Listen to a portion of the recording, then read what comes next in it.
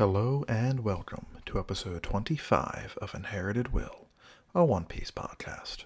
A weekly podcast discussing each week's manga chapter and a reread of past chapters. My name is Thomas. And my name is Jordan. As has been the norm the past few weeks, no announcements. We'll be jumping into chapter 1021, then later chapters 274 to 286. Here we go.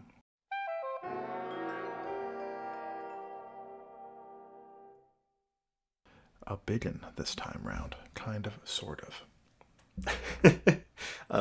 Yeah, it's a builder. But the opposite of a biggin is the fun little friends on the front cover.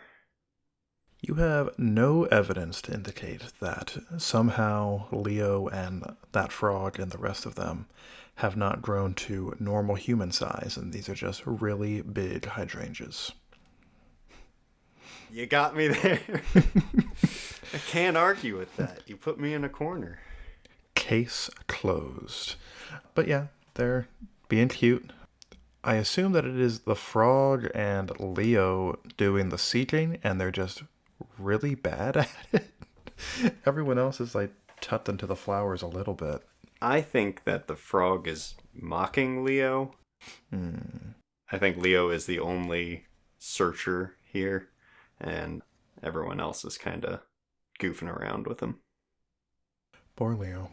If only his weird stitching power somehow helped him perceive people right behind him. But alas, this man needs to unlock his observation hockey. Yeah, you know he can't turn around.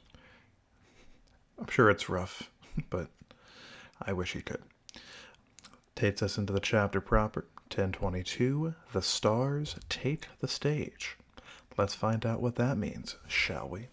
I think they mean this dude with the ball and chain in the first panel, and the pig man with many tattoos. Turns out the mystery of the chapter was revealed immediately. Yeah, Oda loves to do that. No doubt. Get a bit of narration to start us out here. A reminder that 30,000 Animal Kingdom pirates started off against 5,400 samurai, etc. But due to various circumstances, that number discrepancy has dwindled, and we get a narrative confirmation that each of the enemy Tobiropo are down. Then we get fun zoom-ins on 3 of them for some reason. We don't need to see Ulti again. I guess not. Yeah, and page 1 as well. I assume he's literally snapped in half, and that's why they didn't want to show us him. This is the most gruesome knockout picture of all. Yes.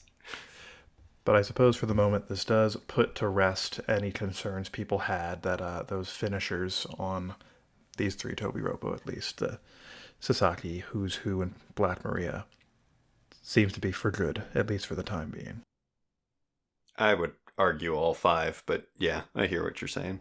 See, it's weird that we just get 3 of them. It is, but, you know, the other 2 were taken out by Big Mom, so I think that's just assumed to be final. True. And I think people, myself included, were more concerned about these 3 just because we never saw any aftermath with them. Just something about them felt potentially less final than the others. They were slightly more open-ended than other battles we've seen, yeah. But it could turn out, I suppose, that they are awakened Zoan users, and maybe they will recover and join the fight in some smaller capacity later. But for now, they are down. I had not considered that, and I hope it does not happen. That's a scary thought. Indeed. It would just be strange to me.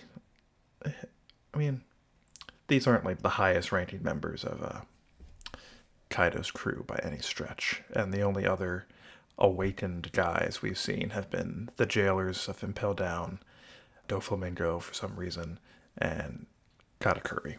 So apparently it's a fairly rare ability, but if Kaido's gathering Zoans, get the cream of the crop, dude. Well, doesn't... We have little evidence of this, but doesn't an awakened Zoan kind of like lose their mind a little bit? Like they gain a lot of brawn, but lose some of their thinking power? Am I just assuming that, or is that Has that been shown? I think that's an assumption. I don't remember specifically if that is brought up by Crocodile and Impel Down, and that's really the only description of it we've ever gotten. Okay. But judging from those couple examples we got, that does seem to be the case. Well, we didn't see them before they were awakened ever, did we? Correct. We've only ever seen them in their, like, beefed out, like, weird awakened Zoan form. Yeah, so we just don't know enough. But it would be very strange to come out of unconsciousness and pull out a stronger move. Like, they should have just done it already. True. But those fights did wrap up rather quickly. Maybe they were still saving their biggest stuff for later and then just got bopped sooner than expected. I don't know. Could be, sure. Then we pop outside, following the floating island of Onigashima for a hot second. Apparently it only has 15 minutes remaining, give or take, before it actually arrives at the flower capital. Much sooner than I was expecting. Goodness me. I hope everyone's ready. Yup. No doubt somebody is prepped in the flower capital. Toko probably, to just catch Onigashima when it falls and just toss it back to the sea. Easiest thing ever done. Yeah, pretty much. A literal child could do it. Luffy's getting pudgy, so that's a good sign for him being able to fight again soon. After we check in with them for a brief second, we are back inside the castle, going through another beginning to a fight. This one, Raizo versus earlobe guy, Fukurokuju. Yeah, I'm glad that you said his name because I always struggle with this one. There's just too many U's. Indeed. It's a long one. Lots of syllables going on there. It's a little fun. It almost feels like iambic. I don't think that works, but it's fun. Indeed. Hopefully we don't have to say it again. Yeah. Do not have confidence in my ability to pronounce it properly a second time. We're good. I'll just copy and paste what you already said in the edit. Perfect. But yeah, this dude throws out an homage to Joseph Joestar and pulls out some clackers. He uses earlobes, which is highly efficient. Yeah, right? I mean, it worked out for Joseph. It's working out for this guy. And I think this is just more evidence that crackers are just the strongest weapon. I think so. Not sure if this is like a devil fruit related thing or like actual ninjutsu or what, but please, it's working out for him. It's very weird, and also his mouth can open super wide when he's yelling at Raizo about being too emotional. He really makes sure he gets as much volume out of it as he can. I mean, when you've got just in general that much headspace, may as well capitalize on what you got. I do think it's very silly, though, that not only did Raizo give himself away by speaking, he's also the only one of those clones that's all bandaged up. So I'm not sure who that is more embarrassing for, Raizo giving himself away like that, or earlobe guy for needing that indicator. It's a bad scene all around. Mm-hmm. Nobody comes out of it looking good. But Fukurokujo smacks Raizo to the ground, gives him a brief tongue lashing about emotions and how he's a bad shinobi because of them. Raizo responds with how emotions and Odin are cool, actually.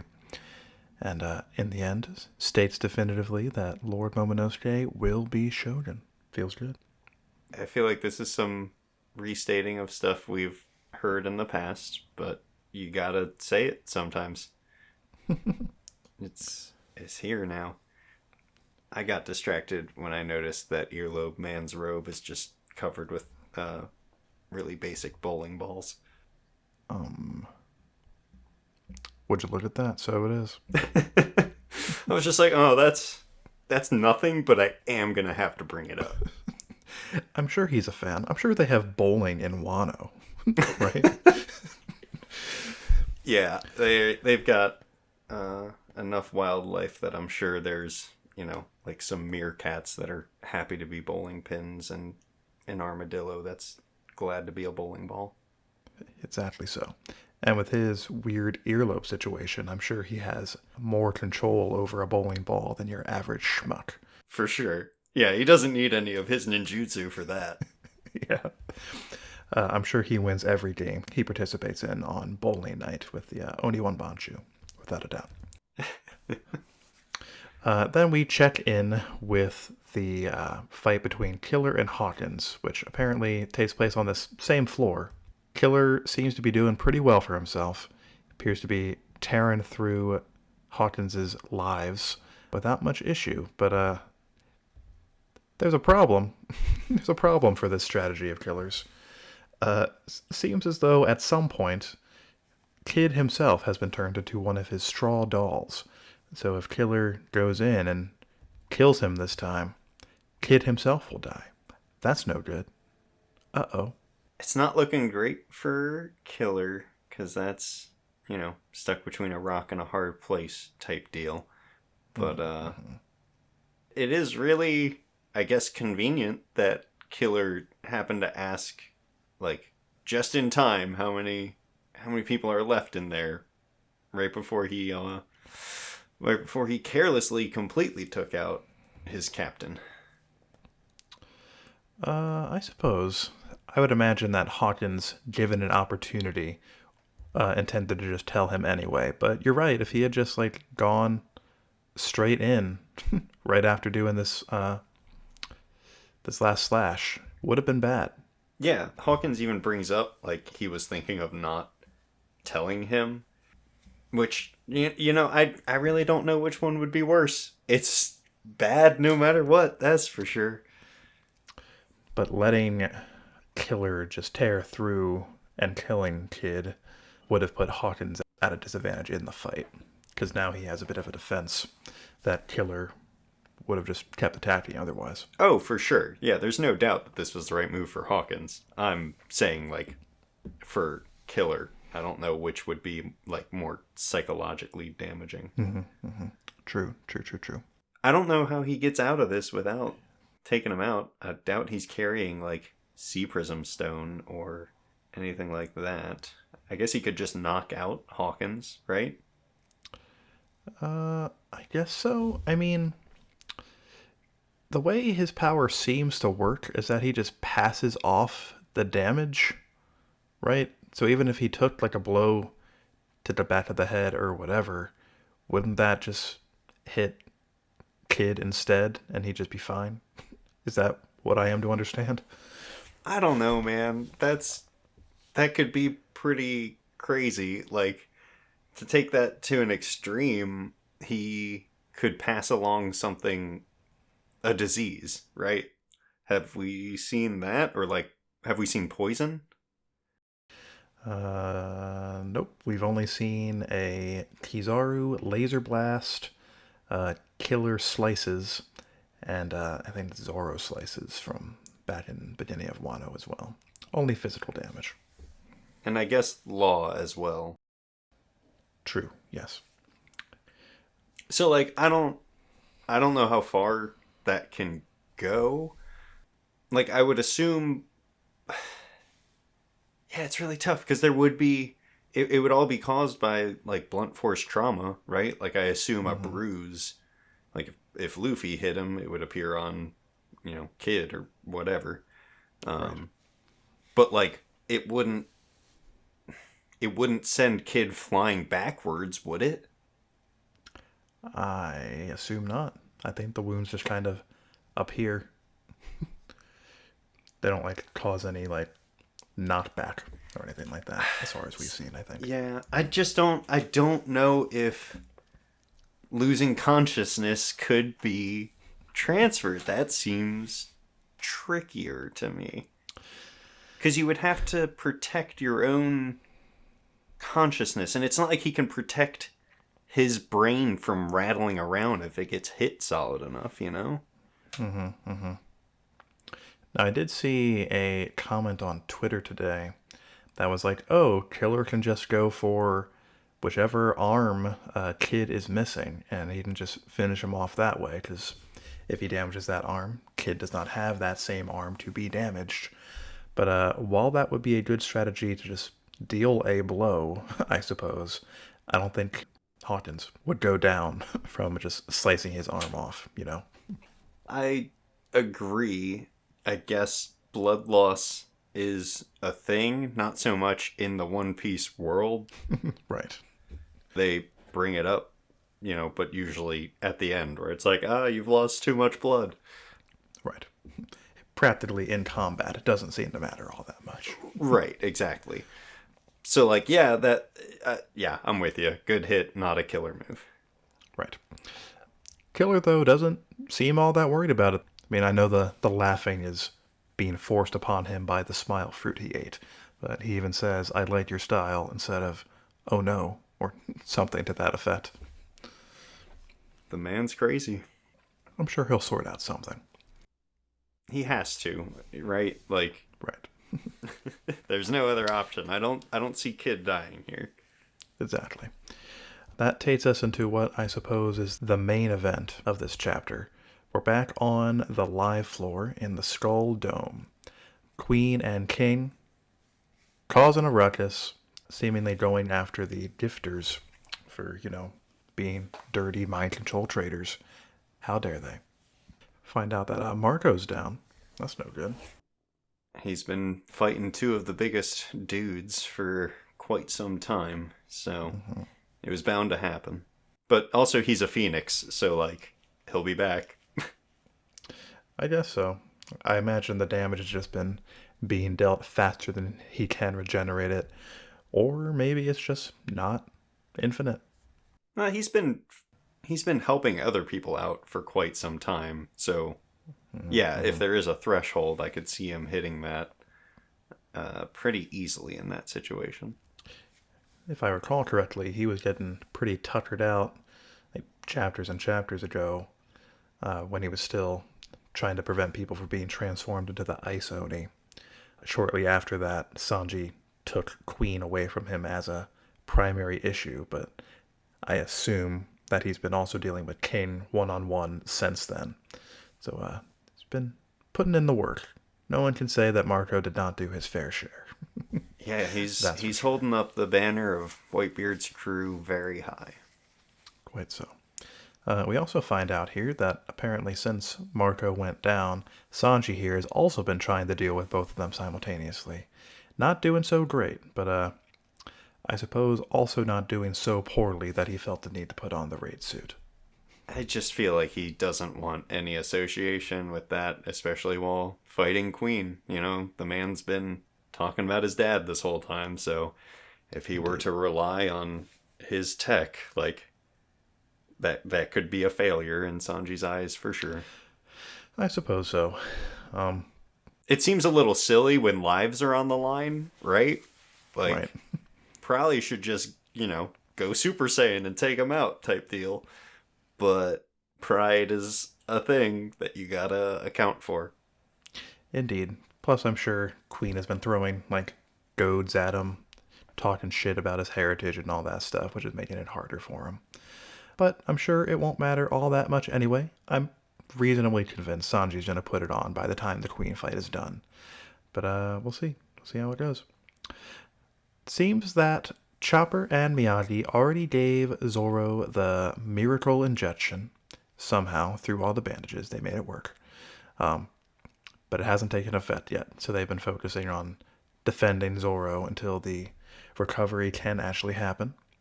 Meanwhile, King is prioritizing not letting it happen and killing that guy before he becomes a problem. But, fair enough. Good plan. That's what I would do. Yeah, exactly. Sanji throws another big old kick to Queen's neck zone. Feels good. He even says, so damage dealt. Well done, Sanji. Proud of you. Yeah, the man with the strongest shoes in the universe doing his job. Quite so. If one of the movies is to be believed, that's the only reason Sanji can fight. So, boy, what a mess. That's why we ignore those. Quite so.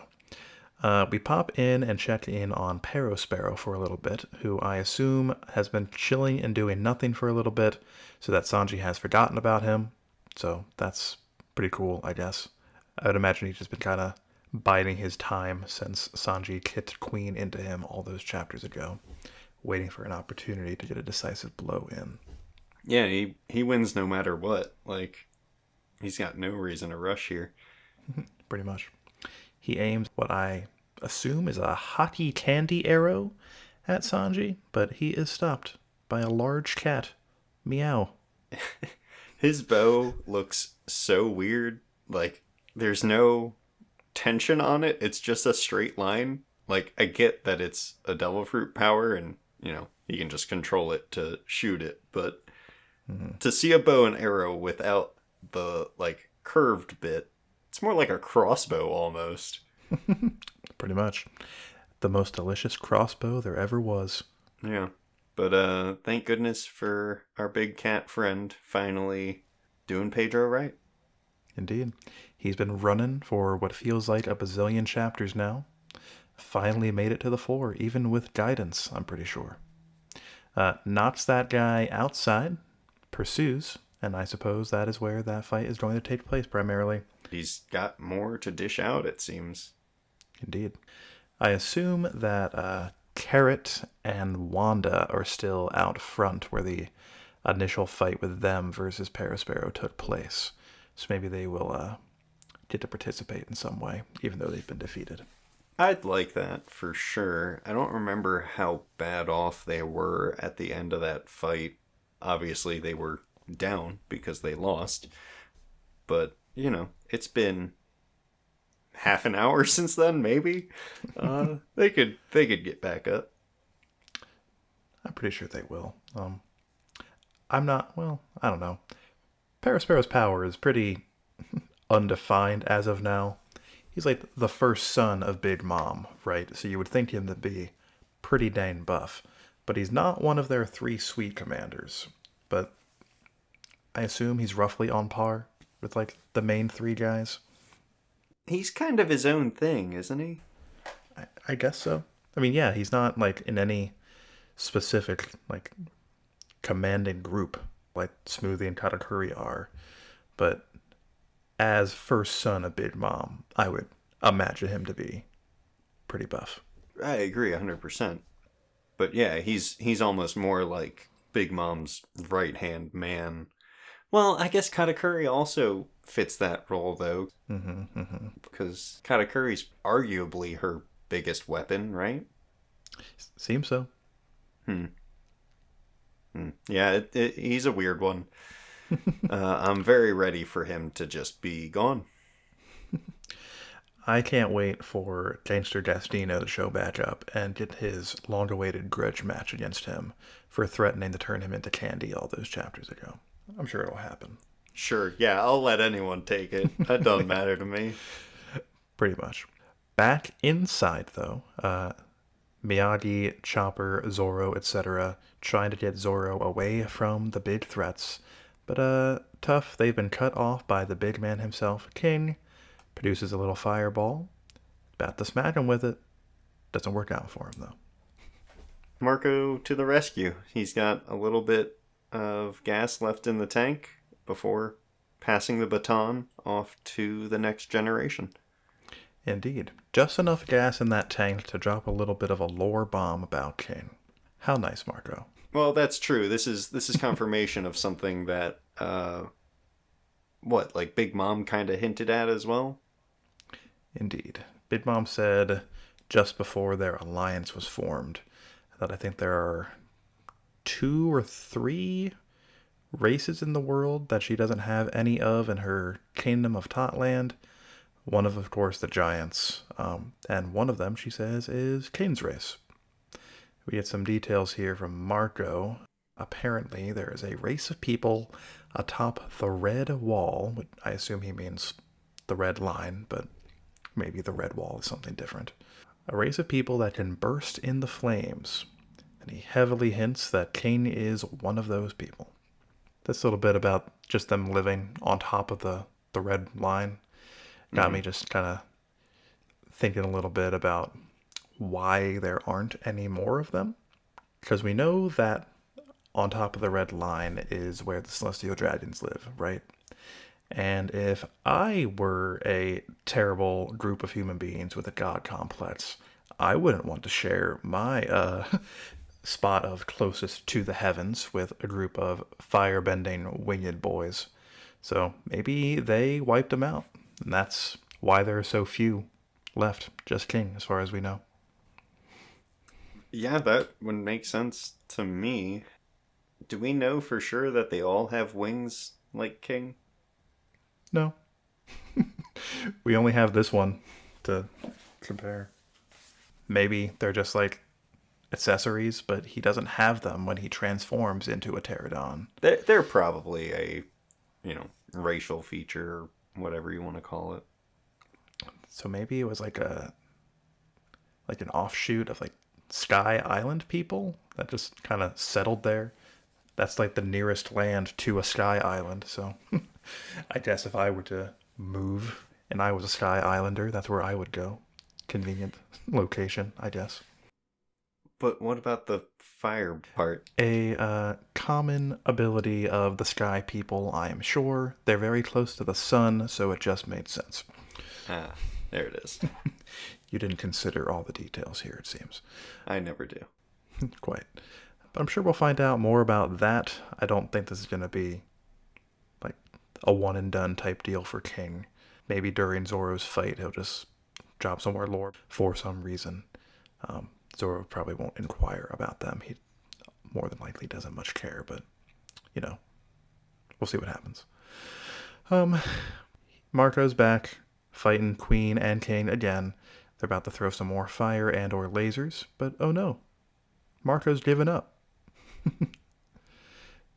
Well, he said he's satisfied. That's a little different. But he also says, I give up. That's true. Yeah. He ends it on his own terms, though, and that's powerful. Yeah. It's not exactly a defeat.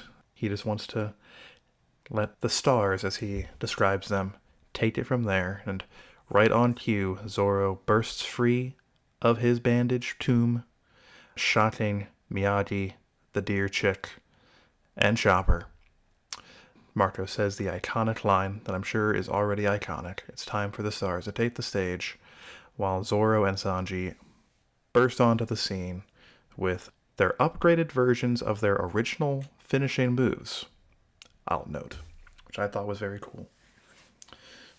That's true. That's a nice throwback. Yeah, I like it a lot. The Onigiri was Zoro's original move that he used to take down a variety of dudes in early East Blue. Sanji's first big fight was against Karubi in Arlon Park, and the Motan Mallet in the official translation is the move he used to take down that guy. And they've upgraded those moves since then with Fire and Purgatory, I guess. Yeah, I love the element Purgatory. We all know it. I'm sure there's an Organization 13 member with that ability as well. Mm-hmm. And it's also going to be the next type they add to Pokemon in Gen 9. You just wait. Confirmed. You heard it here first. But yep, they slam on into their respective foes, and they're getting ready to fight. Sanji's leg is the most curved anyone's leg has ever been. Yeah, it's a little more boomerangy than I'm used to. Quite so. Got to focus in on that fire. Indeed. And his other leg is quite straight, so I guess it all balances out. It sure does. And then before the chapter ends, they have a brief little bit of banter. Zoro says, hey, once we win, and Sanji finishes his sentence, as all couples do, they're going to be able to finally see Luffy as the king of the pirates. A glimpse of it, at the very least. Finally setting the stage of the big confrontations we've been hoping to see on Onigashima. Mm-hmm. Feels good. Yeah. Yeah, he's going to be at the top for a few seconds, I guess. I don't know how long it'll actually last. I feel like many people are going to come out of the woodworks to try to topple him. But It'll be cool for a bit, for sure. Indeed. Right before the shit hits the fan. We'll be feeling good about that. Mm-hmm. So, do you think that we'll be jumping straight into this Sanji and Zoro versus King and Queen business before wrapping up like any of the like bazillion other fights we have to wrap up in this arc? I want to say it has to continue, but these are some big moves, so I could see this also being a cutting moment. Indeed. I also kind of feel like it'll be cut away from. We have like 10 other fights that we have to do, and like generally speaking, the Sanji slash Zoro fights like immediately precede the big one with Luffy. Right, yeah, and Luffy's not a long way, but he's a ways from being in fighting form, so. Indeed. At the very least, he has to make it back up there, which will take some time, at least. I don't know how fast adult Dragon Momonosuke will be able to move, but the longer they wait, the further the island gets. But we still have to get through Raizo versus Earlobe Guy, right? Yes. They started that this chapter. Inuarashi versus Jack is still happening, and that at least I think will be a little bit weird if like the third strongest commander of Kaido's crew was taken out after the big two, you know? That would be weird. We haven't been directly told that there's like a power discrepancy between them, but just based off their naming convention, it does seem to be that way. We'll see what happens there, though. Nekomamushi versus Parasparrow. That also seems like one of the like less important fights compared to the Sanji Zoro stuff. We still have Killer versus Hawkins happening, as well as Drake versus Apu, which may or may not have been resolved. Haven't seen either of those guys in like 30 chapters, it feels like. And then, of course, Kid and Law versus Big Mom still has to happen. Yeah. Another big one. Yeah. Still a lot going on. I think I counted 6 there. So 6 decently sized battles at the very least. Indeed. Before this one. So. Correct. I would imagine most of those things could probably be wrapped up in a chapter, right? Especially since they've already been set up already. I would say probably could get 2 of them per chapter pretty comfortably. These are smaller maybe. fights in most cases, as we've said. Like, Yeah. well, I guess if you're gonna bring Carrot and Wanda into the Parasparrow fight, they probably deserve at least a full chapter just because it's so many characters. Right. And that's like an emotional battle too, because, you know, Right. the whole Pedro connection. Exactly. Yeah. And the Inuarashi versus Jack is kind of in a similar vein, since Jack like tore up all of Zoe pretty much single-handedly with the gas and such. Yeah, that battle's gonna be weird because isn't Inuarashi in a really rough state still? Yep, they have been healed up to some extent by that mystery person way back when. But that's it. Like, Yeah. him going against Jack alone. Well, Jack's also not doing great from what I remember. Indeed.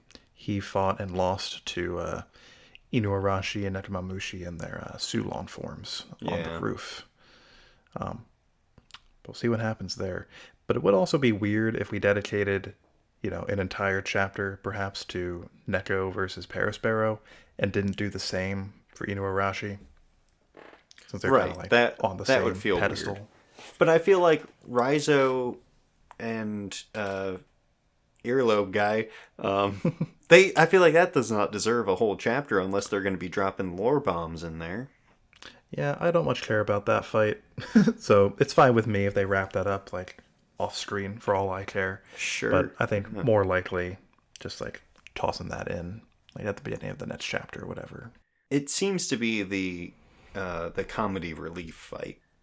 Yeah, for sure. It's like your moment of levity in all of this pretty serious shit. Maybe Usopp will show up and just snipe Earlobe Guy, and that'll be his fight of the arc. That'd be amazing. Just one hot sauce star right in his big mouth and he's done. There we go. I'm sure hot sauce is also pretty bad if you didn't in your ears. So there we go. It all comes full circle. There it is. Killer versus Hawkins. That's maybe not a whole chapter, but like he's got to figure out like what he's gonna do about that. It's a whole like psychological thing and like a mystery.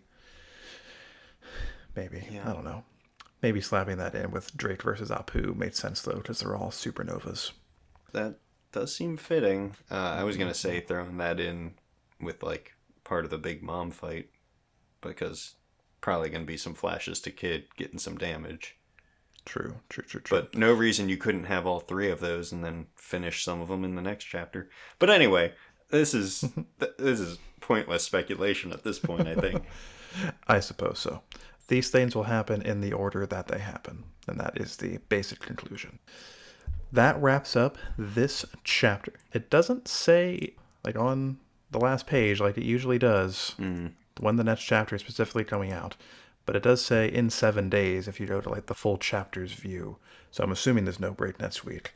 And I also read, I think on Twitter or Reddit or somewhere, that they think that there's not going to be a break for like 4 chapters, which I find pretty hard to believe, but neat if true, I suppose.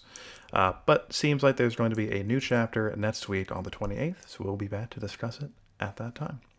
That takes us into the reread. Here we go.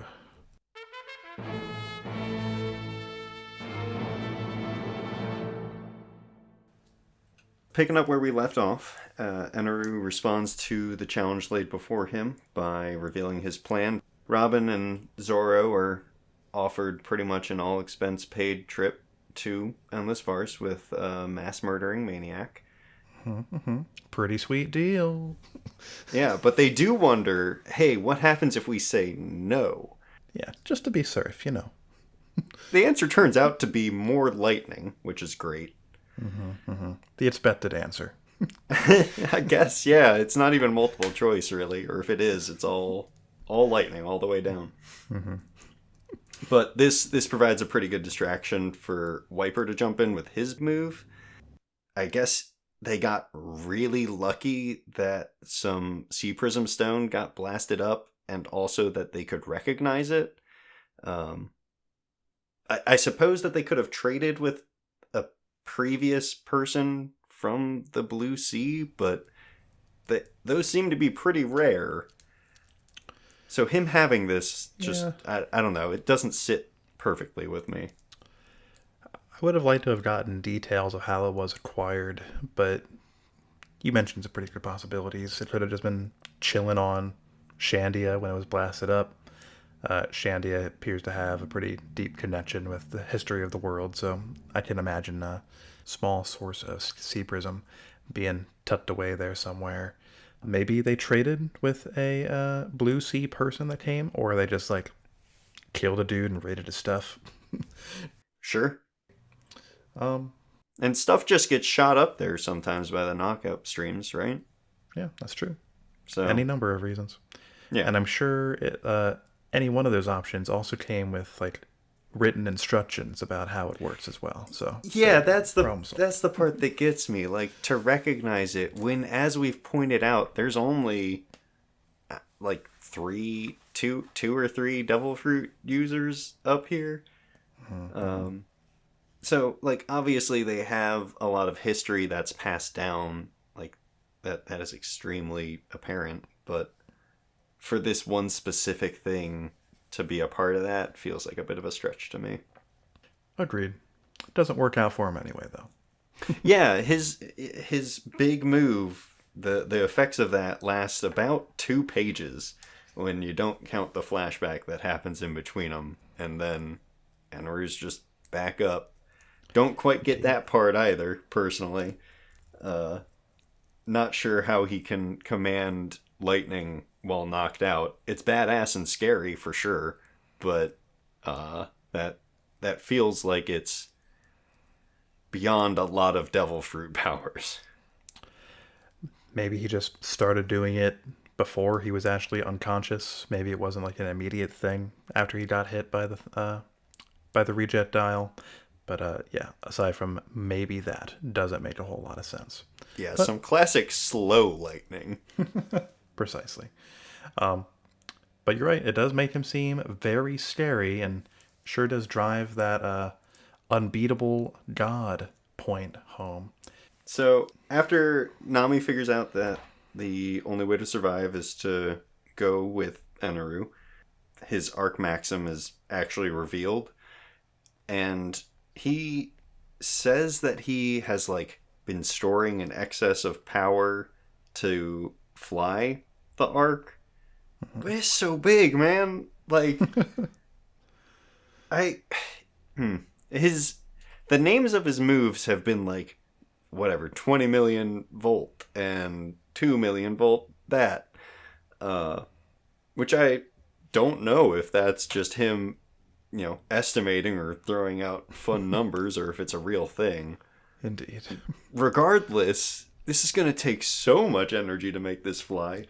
I was not expecting this to be the chunk where I really like dig in and nitpick stuff, but there's just a lot of weirdness going on here. Well, he's been building this thing for like a decade. So if like the first thing they built was like the energy supply, and he's been throwing lightning at it whenever he can for a decade, then I'm sure it can be built up. I don't think that. Oh, you think he's got like batteries in there? Kinda, yeah. Okay. I hadn't considered batteries. I thought he was just kind of doing it himself. But sure. Why not? Because he's not always focusing or while he's fighting on the arc on providing power. He's like fighting with Luffy and doing all sorts of stuff. Well, yeah. He's not like touching the two globe things or whatever. Mm-hmm. But there's no reason to argue about how the arc works, but no, we have to get to the bottom of this. The dude can command lightning to fall from the sky and create like a 20 diameter hole from a mile at least away. I don't think he would have issue circulating power through this thing without like actually touching those globes. I thought those maybe were more for steering rather than putting the power in there. It's a weird ship. That's the bottom line. It's got a big weird face on it, and it's strange. Yeah, I bet carving that face is what took the majority of the 10 years it took to build it. Yeah, gold is malleable, but that's still a rough project for Indeed. Those 650 dead people. That's right. And they were warriors, too, not artisans. Good point. Good point. Rough hands. No finesse. Quite so. There's a moment right after Luffy emerges from the snake and he sees like literally half of his crew taken out along with Ganfer and that guy with a bazooka, as Luffy knows him. Although he doesn't like walk up to Chopper and see if Chopper's okay.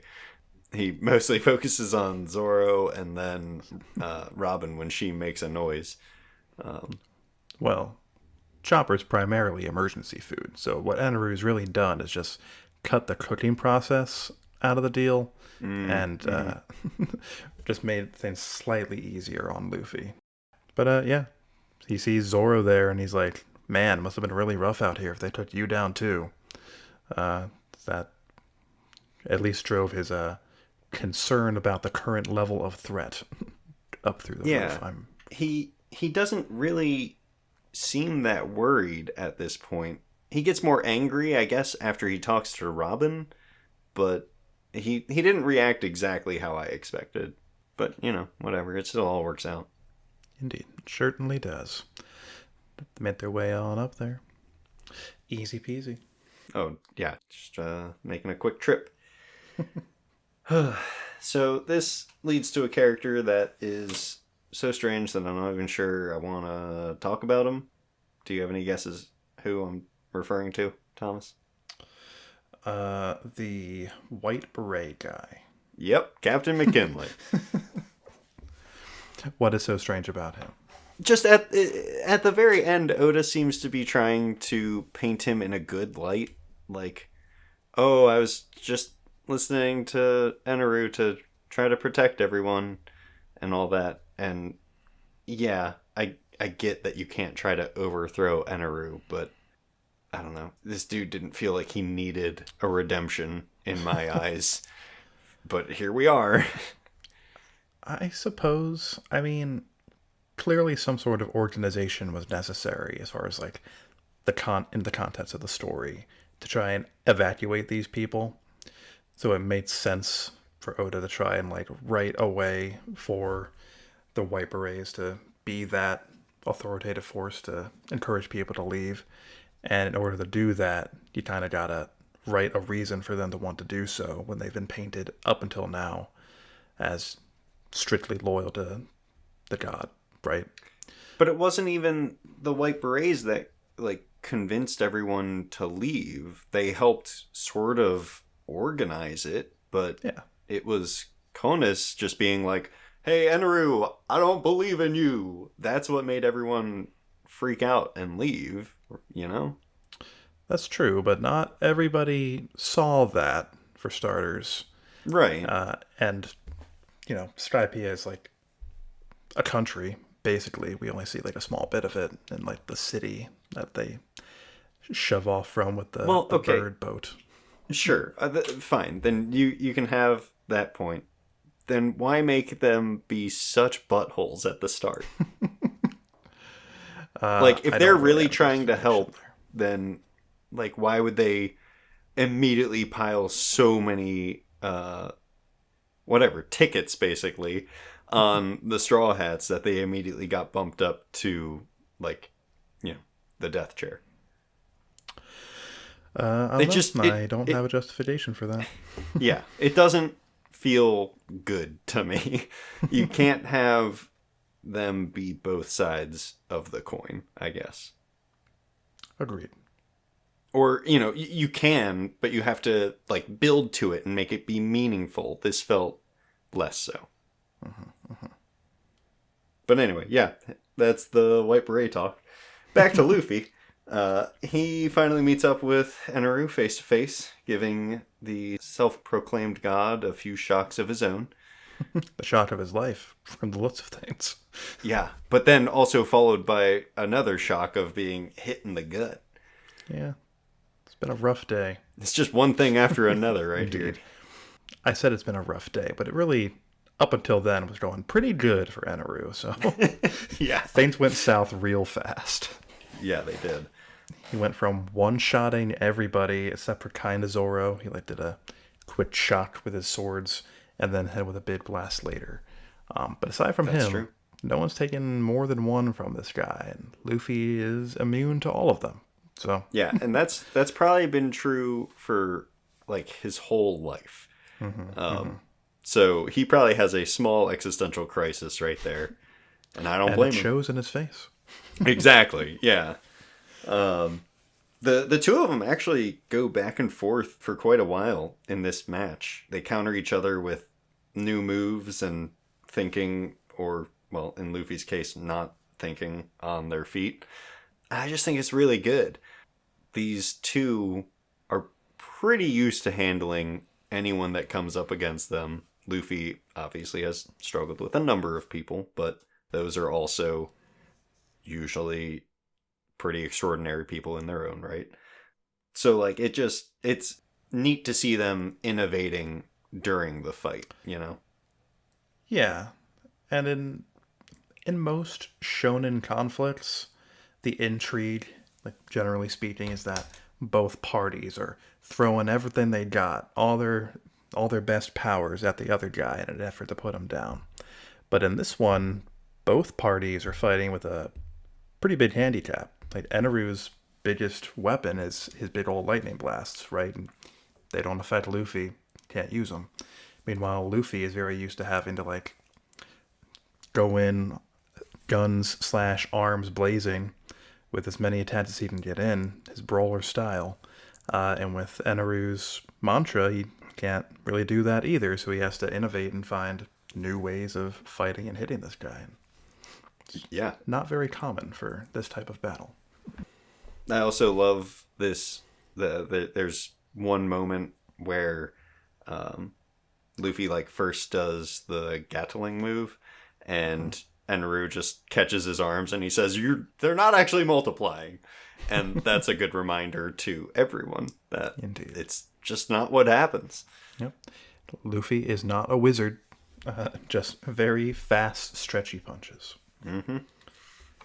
So it cuts back to the Skypians fleeing throughout this conflict, if I'm remembering correctly. I bring this up for one reason and one reason only, and that's because in the shots of them running away, one person sees the arc and claims, "That's impossible, ships don't fly," while they've lived their whole life on a cloud.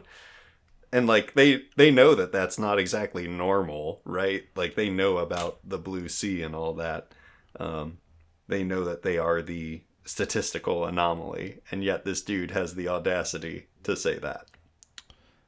Well, he's right. Like, it's weird. They don't usually fly, but to say that that's impossible when you have all of this stuff, like, Eneru makes the arc fly with dials. If you're telling me that no one else thought to put dials on something to make like a hoverboard type deal, you're wrong. Like, a teenager would do that in their garage, basically, right? Yeah, that second point, definitely true. And your first point probably is too, but I don't think it's impossible to imagine that the average Skypian perhaps does not know the extent of like the difference of the scale of the world between the White Sea and the Blue Sea, because the only information they're getting is from like random passerbys, and maybe occasionally a intact book might blast up from down there. So to them, like, maybe the reality of the world's norms, is Skypiea, and to them a like flying ship would still be strange, but I don't know, that might but be they know pushing it. They know that people have come from the Blue Sea, which is below them, up to them, whether that's in the past or now. Like, I feel like that's pretty general knowledge. Sure, but if you lived your entire life in the sky and that was just normal to you, I don't know. Maybe this is nothing, but all I'm saying is that there has to have been a way for those ships to get from below to up above.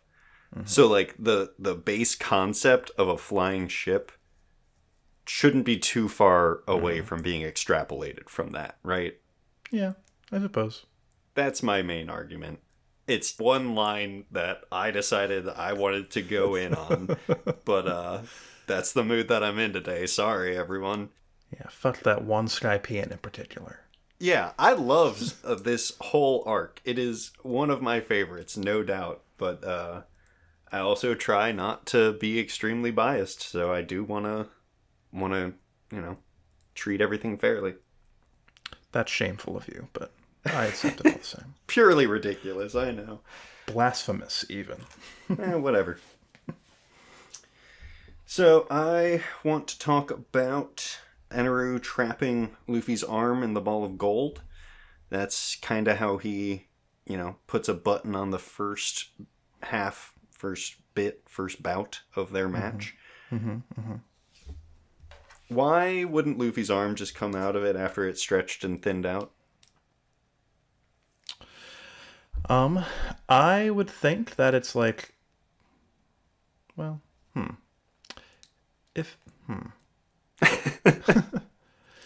Well, the way I always imagined it, it was like perfectly like formed around his arm. But it's probably not like sticky or like welded to it or anything, unless it is. I don't know. I don't think so. I don't think that's how it works.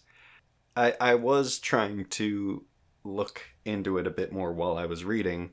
And I'm not sure if Oda like necessarily thought about this, but Eneru does like attach the gold ball while Luffy's arm is stretched out to attack. it's definitely not as stretched out as it would be when he like kicks it over the edge of the arc. Um, but I guess you could argue that it started somewhat thinned out. He put the gold on it, and then like it just couldn't stretch enough to pop it out. But I feel like Yeah. pretty much any amount of stretching would provide enough space that it could just free itself. Yeah, maybe. Maybe it's like a Chinese finger trap where Luffy's just like got his hand balled up, so he's got his muscles tensed so it won't relax. That's confirmed, actually. 100% the way that it is. It's the Solve only the way mystery. it makes sense. Anyway, Usopp joins the battle, unknowingly buying Sanji enough time with all of his antics, which leads to one of my favorite Sanji moments, personally, when he tells Eneru to drop dead and then falls over, possibly dead himself. But just a very good moment for Sanji where he gets to do more of his, like, behind the scenes, really messing up people's plans stuff. Indeed. And if that was like planned by Usopp and Sanji while they were climbing, it was very well executed. Worked I out don't very think well it for was. him. Well, even if it wasn't, I mean, it still worked out very well. Oh, it Sanji did. goes inside, bangs up the ship real hardcore, gets back out in time to help secure Usopp and Nami's escape. But it's only a fake out escape. Usopp gets back on that sucker with his apparently very useful grappling hook that he's been using like 30 times in this arc alone, and we never see it again, to retrieve Sanji's recently fried up corpse. Feels good. I liked that moment, even though I had to go back and read it twice because they don't actually, like, well, they show Usopp doing his Usopp hop off, but it's so zoomed out in that panel that I was like, what is going on? And then I put two and two together. You just wanted to see a zoom in, up close shot of the Usopp hop. That's all. I you would have loved that, yeah. Yeah. But they don't show them making this plan, so I don't think that it was planned, especially since when Usopp arrives, he's like, wait, Sanji's not here yet? Which could be part of the ploy, for sure. I just personally don't read it that way. At the very least, some of it must have been planned, because they were climbing side by side. So when they got to the top, they must have split up for Sanji to go off and do his thing and Usopp to arrive where he went. So at the very least, it seems like Sanji going around and banging up stuff was part of the stratagem. Maybe Usopp also did that to a certain extent as well. But, yeah. It Going almost seems like a role more fitting for Usopp as like the engineer of the crew to mess with the inner workings, but when all you need to do is break stuff, Sanji will work just fine. Indeed. And just speculating here, but Usopp served as a pretty good distraction to Eneru, whereas Sanji, the way Sanji fights, perhaps Eneru would have been more inclined to just zap him and finish him off, where he felt safer playing around with Usopp a little bit. You know? I mean, I know what you're saying because we are on the outside looking in, but from Eneru's perspective, he just showed up and like touched both of these dudes and they were done. So they're probably about equivalent to him, you know? Like you were saying that Eneru saw Usopp differently, and I just don't think that he would. Yeah, because they've already met before, and Sanji didn't do any Didn't do better than anything. Usopp. I mean, it was off screen, so we don't know that for sure, but it seems that way. Yeah, fairly safe to assume. Yeah, I mean, Usopp definitely has a more avoidant fighting style, right? Like Sanji is more direct conflict and would have been taken out quicker. So like for the story, it had to be this way. But yeah, I don't know why Eneru decided to take his time with that. It seems like he should have been pretty mad that they were alive because that's also messing with his prediction. Even though that's already That's been true. ruined.